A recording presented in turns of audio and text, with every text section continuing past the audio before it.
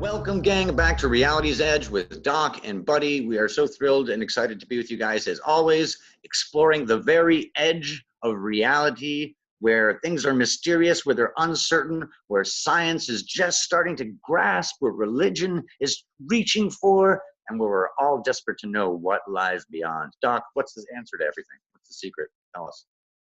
The secret is we don't have to get anywhere because we're not actually going anywhere. We're just here forever. We're here.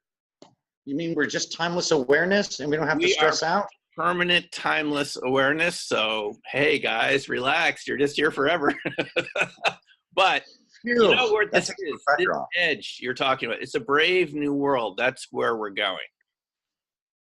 It is indeed. And it's a world based on not just logic and science, but some things that are intangible, things like consciousness, and that are intended to be intangible.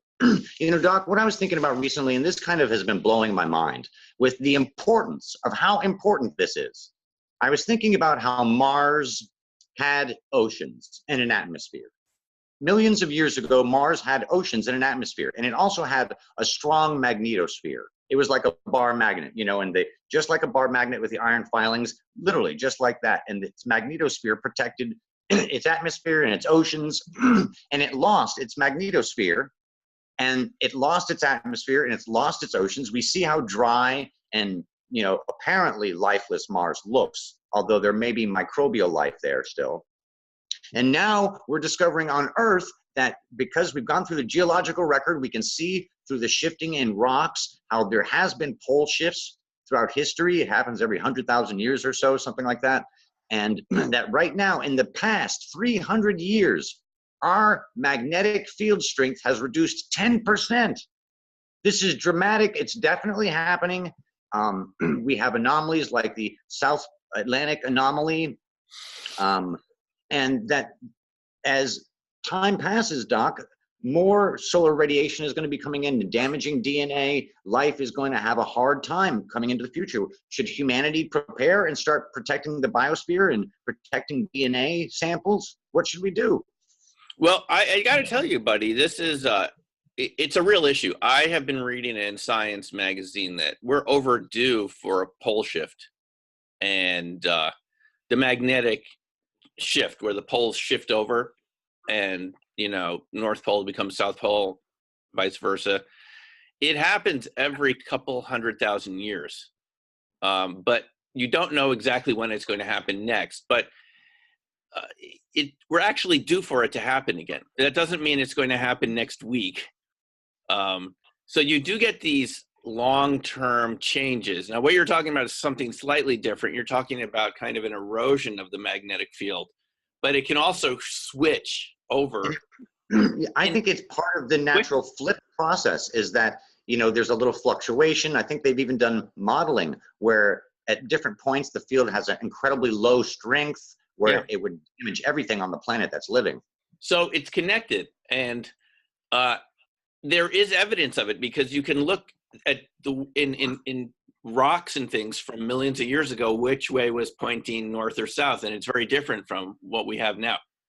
And it can, believe it or not, this pole shift is actually a very rapid process. It happens in like under 10,000 years, which is quick in geological universal time. For us, obviously, it's not something we'll see in any lifetime that we have here, but relatively speaking, it's a pretty fast process. I have to mention something here, though. When I was studying with Courtney at the Farsight Institute back in the 90s, this is one of the scenarios we RV'd over and over. It was actually the inspiration for Courtney's book, Cosmic Voyage, because the original title of that book was Planets of Dust. And Courtney had told us that the military viewers had viewed this, that in his scenario, I can't verify this is what happened, but a large object had bounced off Mars' atmosphere and totally eradicated it. There was a close encounter with another large celestial object that came too close to Mars. I don't believe it necessarily impacted Mars, but it swept by and knocked the atmosphere, the magnetic field and stuff, whacked it out of balance. And this is what turned Mars into a planet of dust. The idea being that it used to be like Earth in prehistory. Yeah. Yes. And there was always this idea that we were the Martians. In other words, they came here and we're them. And it would make sense if there was life there millions of years ago and there were meteor impacts and microbes ejected into space. And we know life forms like tardigrades, water bears, if you do the they're adorable, can survive in zero gravity in space and, sub-zero conditions and all that stuff, that maybe we are, panspermia originally from Mars. There's some days I wake up and I feel like a tardigrade. I feel like a six-legged water bear. They're adorable little creatures. They are adorable little creatures. Hey, you know what? I have a couple images. If you don't mind, let me sharing screen for a second here. I can. Let me see how I do it. Share screen. Well, maybe I can't do it right now. But anyway, it was basically, I had a couple pictures of the Earth and how the magnetosphere works as we're flying through space, and how when it's weakened, or if it's not like a traditional bar magnet, how a tremendous line, basically, their highways of electrons and subatomic particles will be funneled to different locations on the planet. And if you're living in those locations, you will be getting a tremendous surplus of subatomic particle radiation. Absolutely right. And what you're describing is the magnetosphere trails behind us like a tail, but sometimes it gets too far out and it snaps back and it creates these electrical storms. And I wonder if people feel it when it happens. It can snap around, and this magnetosphere is always protecting us from these solar storms and radiation and all sorts of things like this. It would be a lot worse. Electromagnetic radiation, not the ionizing type. But that's due to the Van Allen belts and things like that. And you would think it would damage all the DNA and all the life forms on Earth, right down to small microbial life forms. You're right. You are right. Without that, we wouldn't be here. We wouldn't be here. And if we're in the process of a pole shift, and if I was the leader of planet Earth, and I knew this was going to happen 300 years from now, that the damage would be increasing. It's not going to be one day it turns on.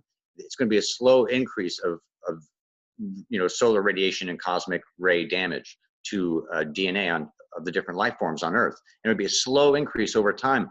I would start working on that now. I would get together with the different nations and say, how would we preserve the DNA of all the different life forms on this planet?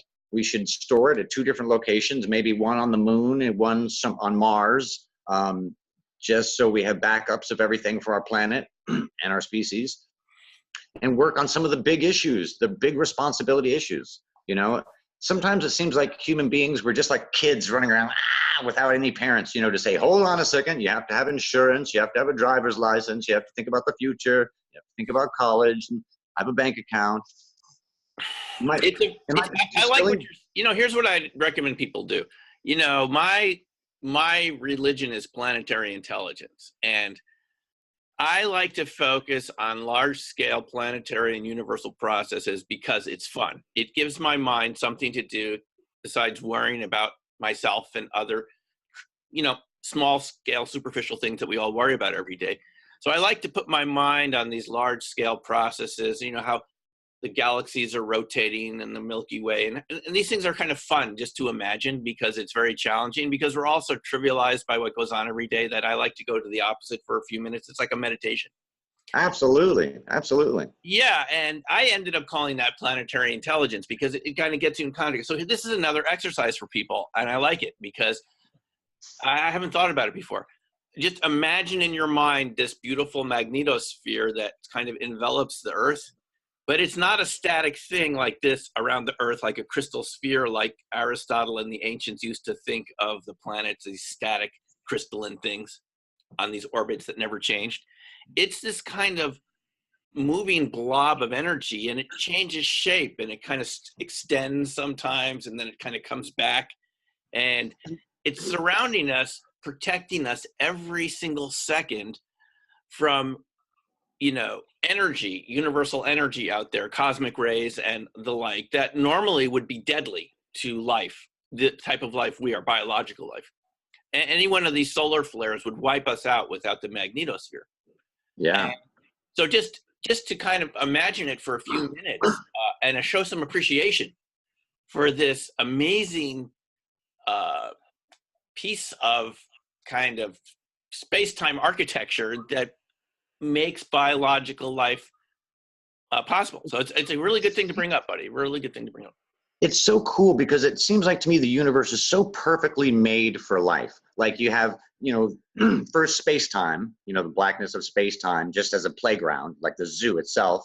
And then you have to have energy sources like lights, incubator lights for the different life forms. So you throw some suns around and you need, some planets around those suns so they can feed off that energy. And those will be your different, growing areas, your different petri dishes, your solar systems. And each planet will go through a natural process. If it's a more irony planet, it'll have a more irony center and have a stronger magnetosphere. That's right. That's right.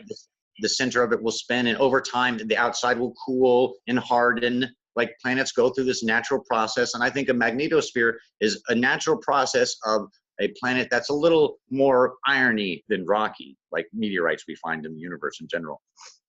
And that's a natural process, and that maybe with Mars naturally lost its magnetosphere. It didn't even have to have a cosmic impact or anything. It's just part of the natural process of when you cool something down that's been heated up and it slowly cools down. The inside's still warm, like that donut you take out of the oil. The inside's still warm, even though the outside starts to cool down. And that magnetosphere is still spinning, and it slowly slows down and unwinds. And it's a natural process. And maybe Earth has been flipping back and forth because it's losing its magnetosphere, like Mars did.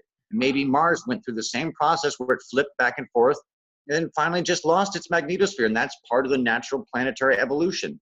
And that there's no magical way to send nuclear weapons to the center of the Earth to kickstart our magnetosphere again, to get it up to those super safe levels that the dinosaurs enjoyed.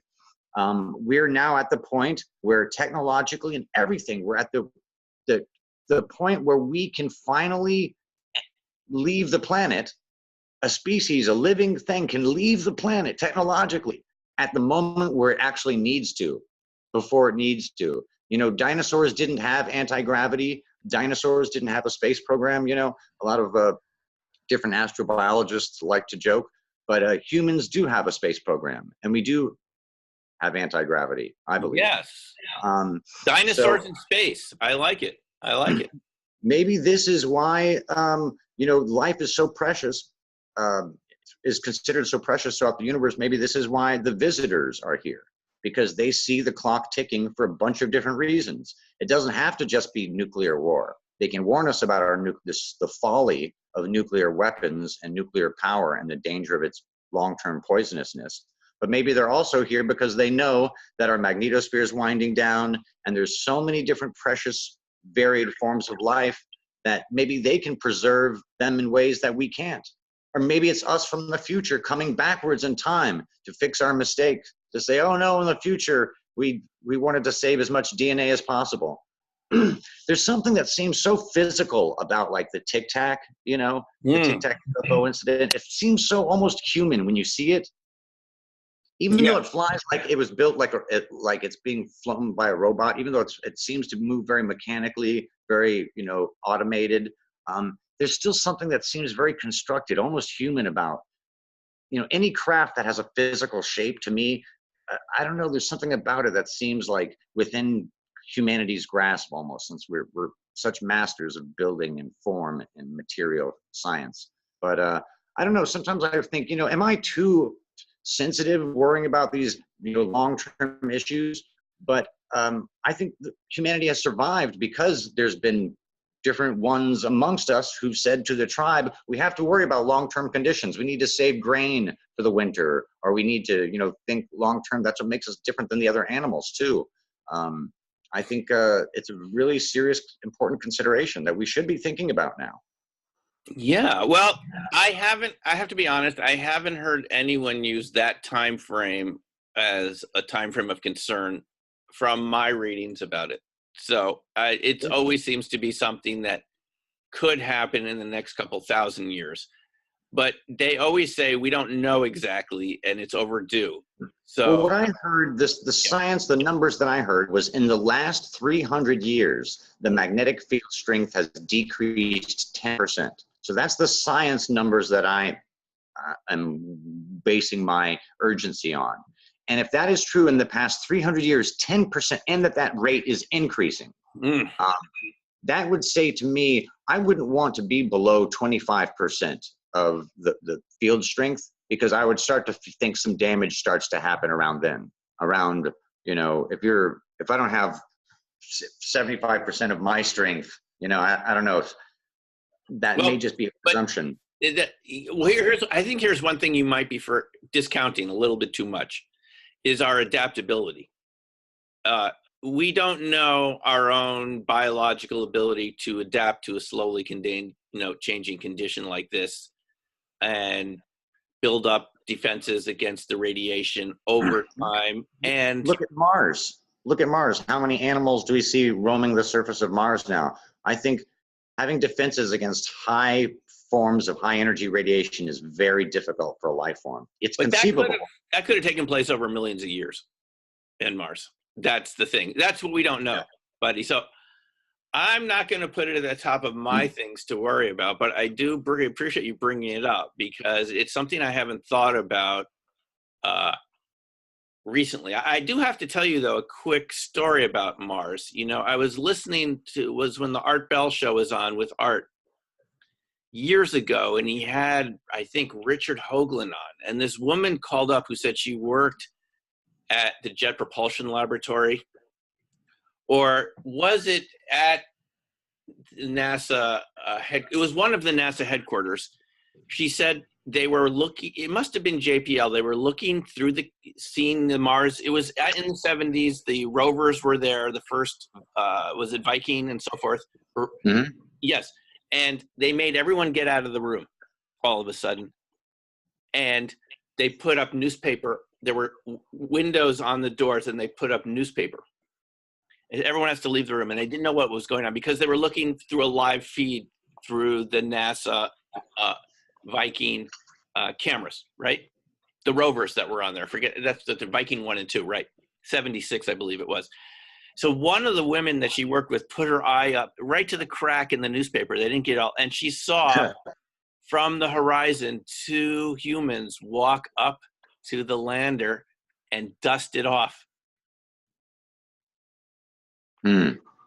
And then in spacesuits, and then walk back off the horizon. They let everyone back in to the room.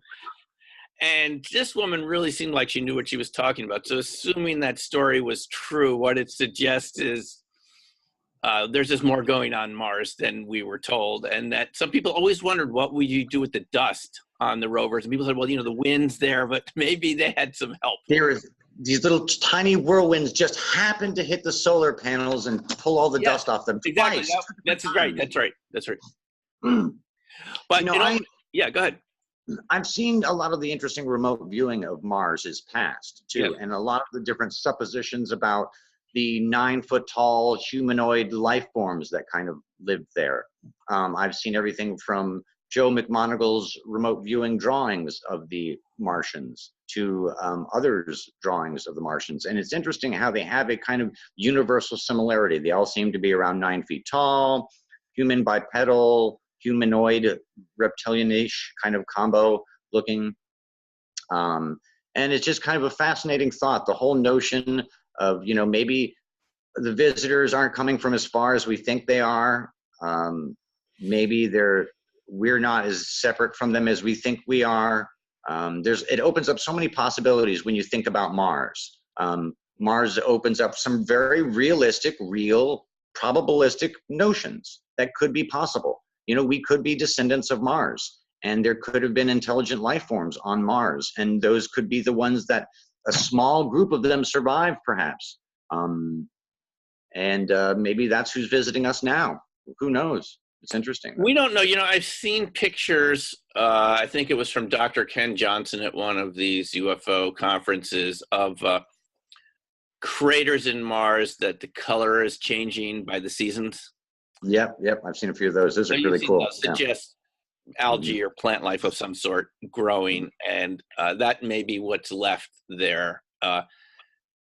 Dr. Richard Hoover, one of my witnesses in Black Swan Ghosts, showed us photographs of snow on Mars that he found in NASA's photo, archives. And they've admitted the brine, those flowing hills of brine that kind of seasonally come down a couple of those mountains. And they found water there recently below the surface, I believe. There has to be microbial life. There has to be. But there has to be. What did you think of that picture I sent you a couple hours ago of that object in the air? That's apparently a NASA photo from one of the landers. It really looks, unless it's a glitch, it looks like a little structured object in the air. Yeah, it looks like it's perfectly right in the middle between what could look like a conceivable glitch, but also, if it's not a glitch, it looks like a structured craft simultaneously. It's perfectly positioned to be both simultaneously. It's just so, buddy. This brings us to some events that happened just 2 nights ago. Which in Astoria, Queens, you had this transformer flare up that made the skyline of New York City look blue. I didn't see it from my vantage point here, but we were coming back from Connecticut.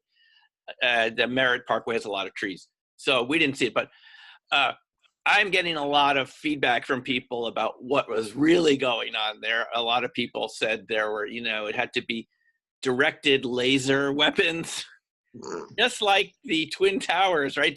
The directed laser weapons that they've got them, buddy, they've got them. The California fires were all done by these directed energy weapons, and boom, they're coming down. These directed energy from satellites. What do you think? I don't believe in the directed energy weapons. Why not? They're fun. I have friends who believe in them. Yes, they exist. I was part of Occupy Wall Street, and I was hit with the LRADs, the sonic weapons. You they were had micro weapons. They were, in Cuban embassy and in the China embassy, people are being attacked with all sorts of different frequencies of the electromagnetic field. That's true. It's definitely happening. There are directed energy weapons, DEW, DEWs. But in this case. But in this case, no, I don't think the California fires were. I don't think the transformers were. I've been in many hurricanes growing up in Miami, Florida. I've been in numerous hurricanes. And whenever a hurricane comes through and the high winds come through, transformers blow. Yeah. And on the skyline, you will see some of the most extraordinary stuff that looks right out of a Hollywood special effect. I mean, Independence Day. Big time. Big time. Boom. And you can even see bolts and stuff traveling down, and this brings up a good point. Horizontally, the wrath of the gods. Yes, and I've seen footage of powerful bolts of electricity going down power lines, and people being confused whether that's UFO activity or not.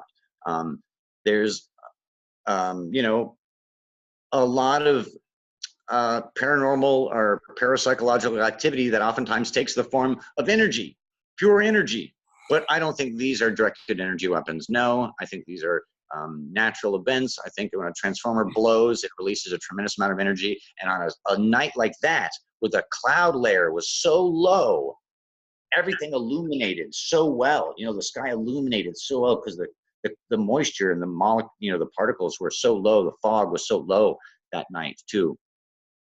I heard a lot of the same things through Stephanie. She sent me the pictures, and I didn't know that it was a national news story. I didn't see it either myself. I'm here. I could have gone outside probably and seen it, but didn't. So Mars attacks. But you know what? That brings back. Was it you who was telling me that people were saying that it could have been a solar flare that started it? Like this is entirely. This is what I read. I read something. I didn't read the article enough. It's happened before. The 87 Quebec transformer outage, which went all the way up and down the East Coast. I think it caused a blackout in the New York City area for 4 or 5 days. Wow. That was caused by a solar flare. And here's what's really interesting about solar flares, buddy. They're all unique. no two solar flares are alike, so it's very challenging to protect your transformers from them because they come in at different frequencies, and it's like they're playing a musical note, and that musical note is your transformer, and it's too loud, and boom, it's a resonance phenomena. The frequency gets transformed by the transformer. It gets amped up in the way it's not intended to be, but this is what transformers do, right? And so the power lines act as antennas and grab the energy, and it goes to the transformers, and the transformers can't take the power load, correct? Right. And this happened, I believe, in the 1860s. It was called the Carrington event. And it blew out the entire grid of the United States at the time. Wow. Now, back then, the only thing that used power lines for electricity were telegraph systems. And I think it took a couple of weeks to get the telegraphs up and running again. People can check. I mean, it may be in a couple of days, but it's called the Carrington event. Now, I will tell you what really frightens meteorologists and emergency planners, and you've heard about this before, is another Carrington event.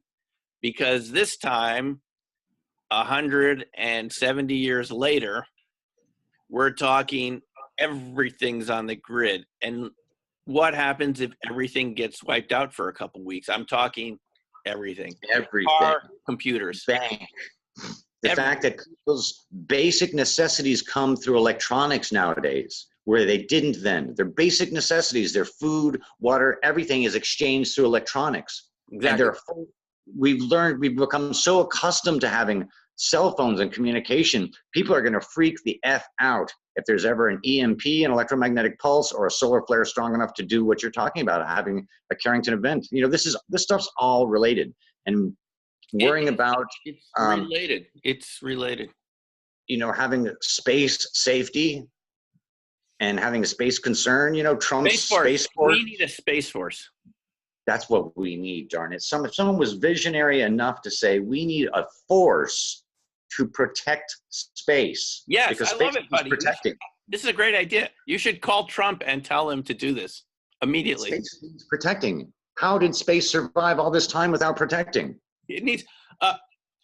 The thing about this Carrington event, I got to say, before we get to the Space Force, is I have spoken to people in Boulder, Colorado that work with FEMA, have had meetings with FEMA, because the people that work at meteorology, you know, there's in Boulder, there is a large meteorological facility at the base of the Flatirons there.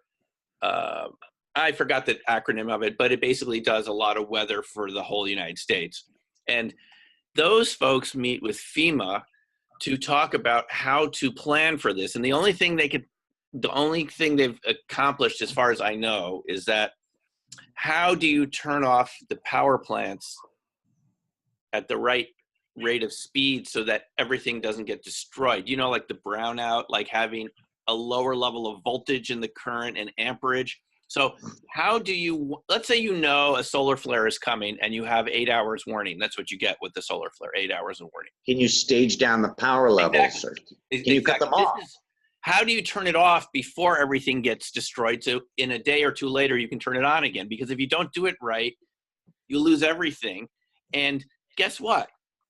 There are not enough transformers to go around. They don't stockpile many of these things. There are only a few here. I can tell you, having survived Hurricane Sandy here in lower New York with my mom back in 2013, right here in this house, that it took about 10 days to get the power on here again, because you got to get transformers in, and you know, the workmen have to do the physical work to do that stuff. Yeah, it takes physical people going around to every street corner, and not just getting the lines here were broken from trees falling, but there were transformers blown. We would see them.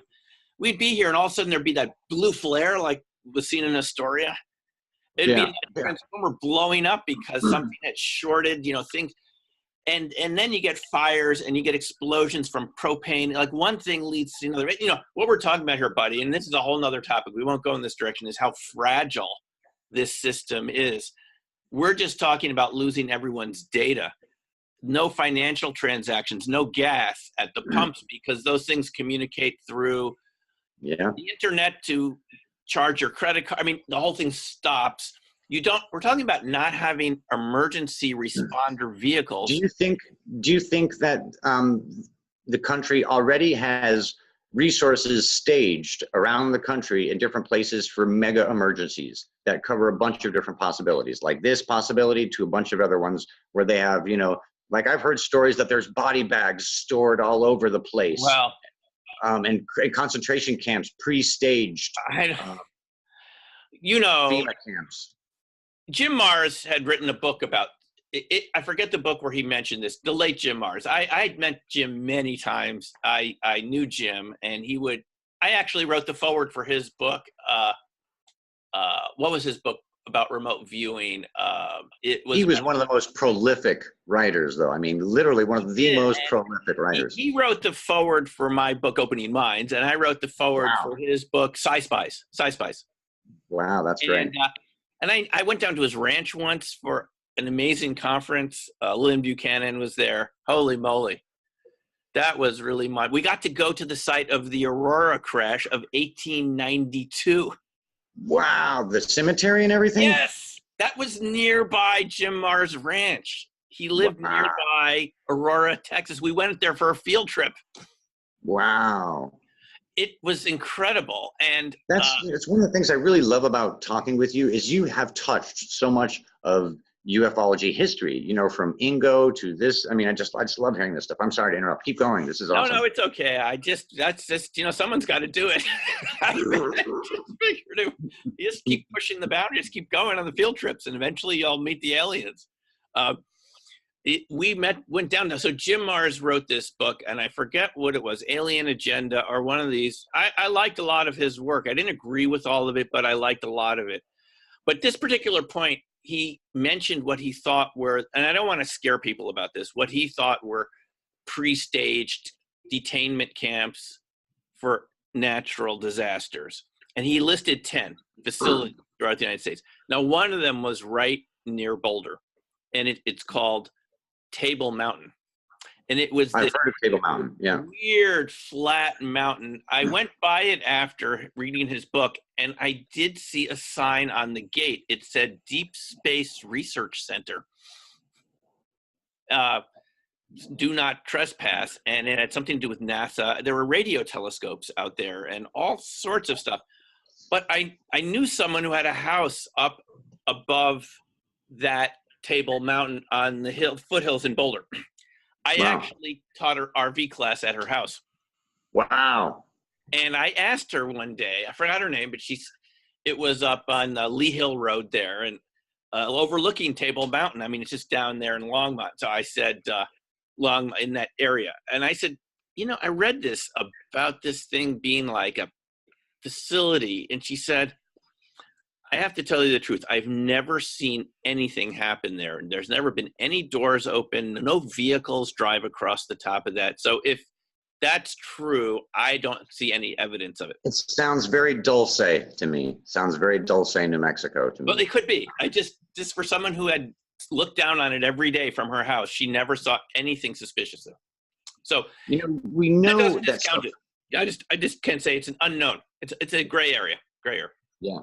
Well, I think this kind of all circles us around the point about this space force and this this protecting the earth and thinking about our future and all these different things. And, what does it mean to be a responsible, intelligent, evolved life form on a planet like ours at this point in a civilization? Is it a responsible thing to start having discussions about, pole flipping and magnetic fields weakening and preparing for that? And I think I think at a minimum it gives people awareness, and we can start imagining alternative possibilities and the way we would like it to go. I mean, it's not a bad idea. But I think as you say the same thing, I think the same thing about the Space Force. It's unrealistic to say that we are not going to take weapons into space. I do not want to see space militarized. I do not want to see weapons in space. I don't want to see weapons in heaven. It just sounds patently on the face of the words ludicrous, taking weapons to heaven. But there are going to be space forces. We have to have that discussion, and we have to think and talk about it. And it's not foolish to have the discussion and to explore this thought. And it's not foolish to explore the defense of the planet and to worry about solar flares and to worry about staging of resources in case of global phenomena. I think that's what a responsible parent does for their child. You buy insurance in case something happens, the remote possibility that things happen. That's the whole purpose of insurance. You know, and I think we need to think about the insurance policies, about these big things, these big issues, and think responsibly. You know, or party. I have or to just tell party. you, I don't want this to sound like a cop-out, but I believe there's alternative possibilities. And I believe in Absolutely. the parallel realities that surround us. There are some realities where we're getting exterminated and fried by cosmic rays. And there's another reality where we just moved into a realm where it doesn't bother us. And I'd rather not worry about it, of all the things I could be worried about. But you've given me a lot of, you've raised it in my awareness tonight talking about it as something that I'm going to study a little more to see what the data show. How about that? You know, ultimately, I think it's fun to explore these. You know, I'm not going to go and change my day about it. There's nothing like, you know, I can necessarily do. You know, I can maybe reduce my carbon footprint a little bit, and maybe help to try and preserve my atmosphere that way. But, you know, realistically, I'm going to continue to, like, what we do with this show is enjoy the journey. It's not about a specific destination. It's about exploring these thoughts. They're I like to explore it, but we shouldn't explore it with fear and with worry. Definitely, you're right. That's an important. You're so right. I don't. My only concern. I just want to explore it objectively without passing judgment one way or another. Whether that's a great point. It's just data at the moment. I'll tell you why, buddy. I have to be honest. Back at the Estes Star Vision conference in 1996, where I saw my first channeling from the entity Bashar live. I mean, yes. Back then, I had never heard Bashar before. If those of you who haven't heard Bashar, Darryl Anka. Bashar.org, wonderful information. You can believe it or not, it doesn't matter. It's just very interesting to listen to. You choose what it means to you. But I've learned a lot from it. And that was my first encounter with channeling. And I thought for the first half hour, I thought this guy's just a good actor. He's making it up. I mean, you can't, if you haven't seen him before, it's very hard to he is an incredible performer. Many channelers, they're totally different personality all of a sudden. If you haven't encountered it, it's shocking. And after about half an hour, I thought, nobody could keep talking that fast. And no actor could even do that, not even Robin Williams. And he's incredibly fast improviser. In the second, he reacts to people, cuts them off, and has an answer so quickly. Exactly. So after about an hour, I thought, this is real. I don't understand it, but this is interesting. And I came back the next day for his workshop about the nature of space and time. It was still fascinating. And, but there were a lot of interesting presenters there. But one of them was a guy named Drunvalo Melchizedek. I don't know if you've heard of him. No. Drunvalo Melchizedek. He hasn't been on the scene recently, but he told us that we all needed to get prepared for a pole shift that was coming in 2000. And it was going to wipe out our memories if we didn't purchase his course. No, he was serious, buddy. I want to tell all the listeners that their memory is going to be wiped out if they don't purchase a full season of Reality's Edge, which is free, actually. Silicone snake oil. You are going to, well, he didn't throw in quantum. There is a quantum wave approaching. It's going to scramble your mind if you don't follow my instructions very carefully. Yes. And during the special seminar we'll be having tomorrow, I'll be giving you the treasure map where the treasure is buried. Can I address the Darryl Anka thing for a second? Because I think this is important. I was fascinated with Darryl recently, and it's so interesting that you bring him up in Bashar. And I was taken back by how great he is at what he does. And I saw at different points him say different things about his ability. And he said different things at different times. When he says things like, this is really my higher self talking through my subconscious, and it's really an incarnation of my best self, most liberated, without censors, just coming out of my subconscious, real me. When he says that stuff, I'm like, I gravitate to that. I can relate to that. I believe that. But when he says it's definitely an interdimensional being, definitely did all these different things to him, I don't believe him as much there, because I know from being a performer myself, I've been a character actor and I've worked in, in films and things like that. And I've seen actors make dramatic transformations where you are stunned that it's the same person, how they speak, they walk, they do everything different. And that's the amazing thing about the human being, is our ability to mimic.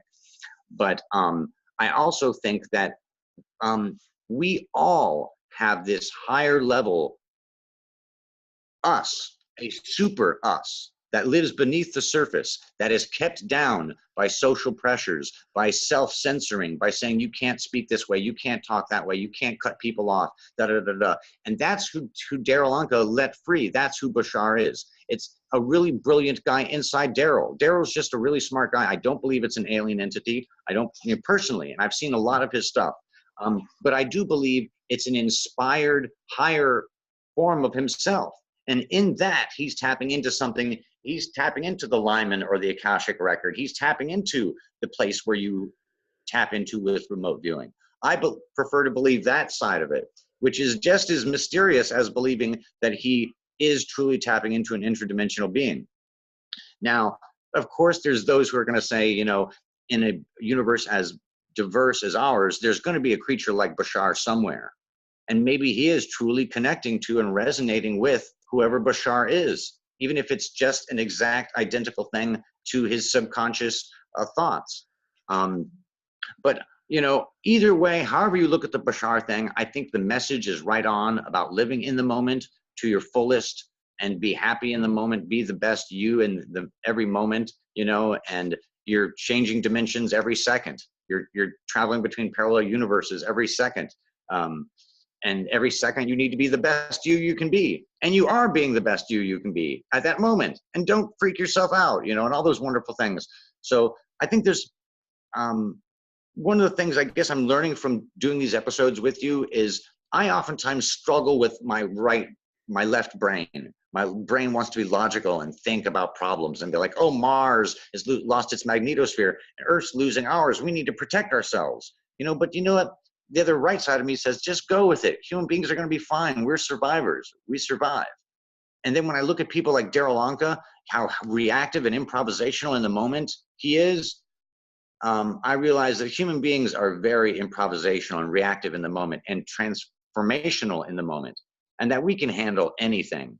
If we have a solar flare and we're not prepared for it and we don't have stuff staged around and we lose all the stuff, human beings will survive. We'll get through it. There won't be mass chaos. There'll be mass chaos, but we'll survive. You know what I mean? The human spirit is pretty freaking indomitable. And that's what Daryl also helps to remind me of. And I think it's important to think about in thinking about all these issues, the Space Force and that stuff. I think the human spirit, we get scared. We're fearful of the reality's edge. We're fearful of things on the edge of our understanding. We want to protect ourselves. Bashar has encouraged us from the beginning, and I've always found this very helpful, is to make the unknown your friend. Regardless of what you believe Bashar is or who he is, or if it's just Daryl's subconscious, it doesn't really matter. We won't know for a while. But Bashar's made predictions, and we'll see if they come true out through 2037 about contact and so forth. And that remains to be seen. But this is the interesting thing. I always found it useful. Instead of being afraid of things that you don't understand and RV and where did that impression come from, that you kind of see it as something that's fun and exciting rather than something that's scary. And that has to do with the definitions we get from society about what things are, what they mean. And Bashar has encouraged us to redefine them in a way that's more helpful to you instead of just repeating all the social conditioning you got from your parents and your teachers. And as a sociologist, I have to say that is totally valid. We just end up repeating like robots what we heard as 5-year-olds. And what people, entities like Bashar, whatever they are, personalities like Bashar encourage us to don't just keep doing what you've been doing. Why don't you do something else and believe something else? And if you don't want to change, then what are you getting out of it to stay the same? What's the secondary gain you're getting? Yeah, what's the gain that you're getting out of not changing? Because I guess his point is that you have a choice at every moment in your life, not what's happening to you, but how you handle it, how you deal with it, how you react to it. Big time. Right? I mean, they're big. Bashar, first of all, Bashar is technically, according to them, 250 million minds linked together. He says that their society is telepathic. I'm not saying this is the way it is. This is what he says, that in their civilization, all the minds are telepathically linked. So well, it makes sense it's a that, lot of minds working at once.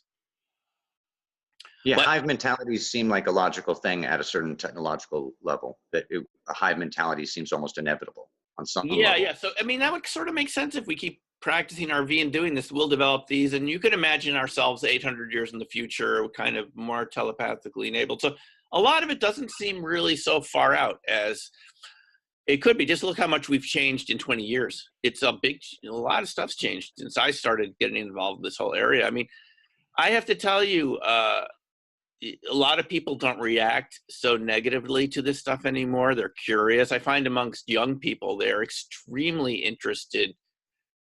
Just at a Christmas party a couple days ago with cousins in Connecticut, there was a lot of curiosity from some people amongst these topics. I mean, I was talking metamaterials, the TTSA stuff, and people were listening.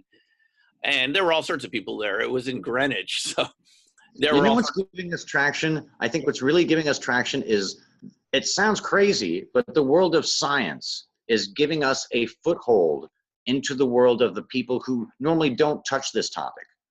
In the past, it was considered very, very fanciful. But when you have physicists who have drilled down on reality to the point where they realize reality is not what it appears to be at this level, at this size level to humans, it appears like reality is a certain way, but as you go down to smaller and smaller, things, reality is different. And it's at different scales, it's different things. And physicists know. Buddy, I got to say something about that. This is one of the themes we keep talking about on Reality's Edge, is the fractal nature of the universe. Yes. A physicist wrote me recently in response to one of my videos. He said it's called the self-similar universe idea, that at atomic scales or galactic scales, you still have these self-similar patterns scaling up and down. So guess what I read in Science magazine just yesterday? That galaxies all have smaller dwarf galaxies associated with them, including the Milky Way. And guess what? The smaller dwarf galaxies have even smaller dwarf. And they said it was just an idea until they looked at some data and compared it to the simulation versus what the data showed, and it fit the fractal model.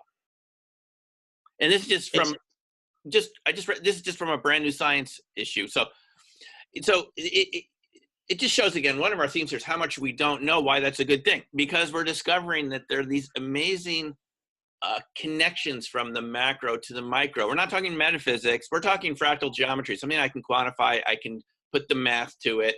It's something you can, it repeats because it works. It repeats because it's reality. It's the way it works. We're not talking about philosophy here. We're talking about data. Yep. And Fibonacci, all those. Self-similar universe is really interesting because you have to ask why. And I'm not going to get into that, but it's just, so yes, this is what we see at these different levels, and it's fascinating. And we've talked about fractal UFOs. You've had a lot of videos. You've had some about this, about the smaller ones, and it's just an interesting idea. And how we lose the fractal dimension by the way we design everything in square shapes, and our modern architecture. We've lost sight of that, which is maybe why we're messed up, is because we're not acting. But maybe it's still fractal. What's that? Maybe it's still fractal. Sometimes when I see a city, I'm in like New York City, I'm still always amazed on how when I pull out, it becomes like this weird, almost unreal, surreal kind of ant colony. And it takes on these geometries that kind of remind me of different things in nature, from beehives to animal colonies. No, it is. It's fractal. But any single building, though, isn't. It's the entire layout, because it's not designed by any one person. It's haphazard. And as some people point out, cities last longer than countries or governments, right? Yeah, interesting And point. they have their own self-organizing. I mean, even the people at the Santa Fe Institute look at cities as far as fractal pattern, self-organization. And you're right, it's all cities have it, but particular structures sometimes don't. And Maybe the then you get sick building syndrome. maybe the whole thing is from all of this, from my frantic worry and concern about the magnetosphere to Yeah. Daryl Anka, maybe the whole lesson in today's learning, as we've learned together, or as I'm learning, is not to worry about the struggle. Have faith in humanity's sensorless, subconscious, reactive spirit. Yeah. The ability to explore and to solve and have that adventurous spirit, everything that this show stands for. You know, that thing that Daryl Anka says when he takes off his sensors and says, I'm going to be Bashar and not care what anyone thinks. I'm not going to censor any part of my thought. At Yeah. any moment, I'm going to be completely free. And that's how we should be in the exploration of life. Well, That's why I love this I show. agree. I don't think, contrary to many people and what they think we can do with RV, I don't think you can predict the future exactly, or it wouldn't be reality as we know it. Not the reality that we're all familiar with. But it doesn't matter. You don't need to predict it. It's how you react to it that matters. It's not what happens, because anything could happen and anything does happen. But it's how your state of mind in that situation that determines what it becomes. Because even things that seem very negative can, in the long term, turn into positives.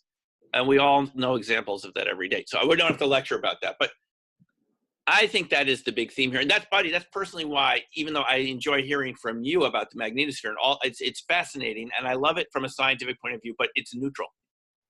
It's ultimately neutral. That's my point of view. I'm not saying you have to believe that or anyone else has to. That's just the way I look at it. No, but my opinions changed from the beginning. I was more concerned. I was more concerned for all the life forms on Earth because I love this biosphere and I'm corny like that. And at the end, I realized that I have to have faith again, like I do with my own spirit, in the human spirit and our ability to improvise in the moment and our ability to problem solve and our ability to deal with the worst situations, even if they happen. You know, I know that I can handle emergencies pretty well. I've got a calm spirit. I've been through a lot of different things in life. And I think humanity can as well too. And I'm not as worried about as humanity, perhaps maybe as I was at the beginning of this conversation. That's why I love I'm glad to hear that. chatting with The very fact that we're having this conversation right now and that our viewers are listening to it shows that something's working pretty well, or we wouldn't be doing this. I mean, something, I don't know what it is, but something's working pretty darn well for even you and me to connect, to be able to have these discussions with this almost magical technology. And for people to be able to watch it and comment back. And I think there's something magical about it. I have to say, that's what it feels like to me.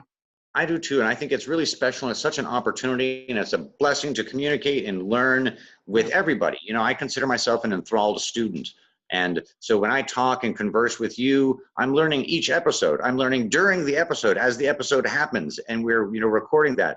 And at the same time as I think we're kind of sharing knowledge and exploring, and we're being truly adventurous scientists with that real scientific spirit that they used to have in the 1800s. Yes, yes. That's restrained, where you can get a little dirty and messy and have, junk on your lab coat and it's okay. Well, it's like what Robin Williams said many times, we're all born with a little bit of craziness. Don't waste it. Great. I think that's a great way to end the episode right there. We couldn't say anything better don't than waste it. It's precious.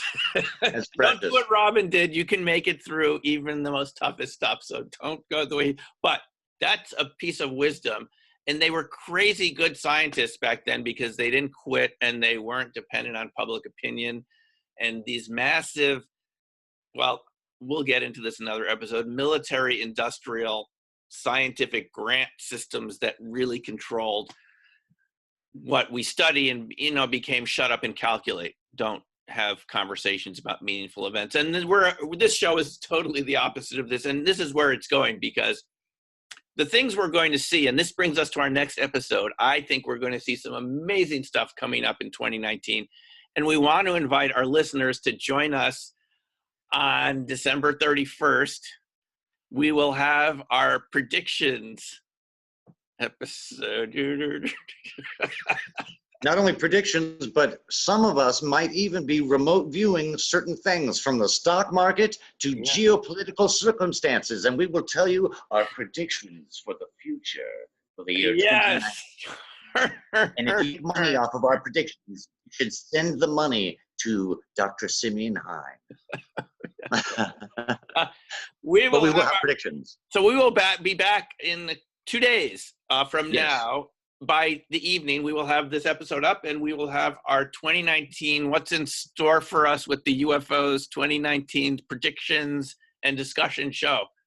Okay? I'm excited. I'm excited for it, as I am for every episode of Reality's And Edge. send us any questions you have in the comments below for this video, and we will respond on Monday night. We will have it up by Monday night because we're recording it in the afternoon. So put your comments below about what you want us to discuss, predict, and look in our crystal balls to see the future of 2019. And click subscribe wherever that is. Yeah, somewhere on the Somewhere. All right, folks. Thanks for joining us again. Thanks a lot, buddy. Thank you, gang, and everyone for joining us on Reality's Edge. See you in the next episode.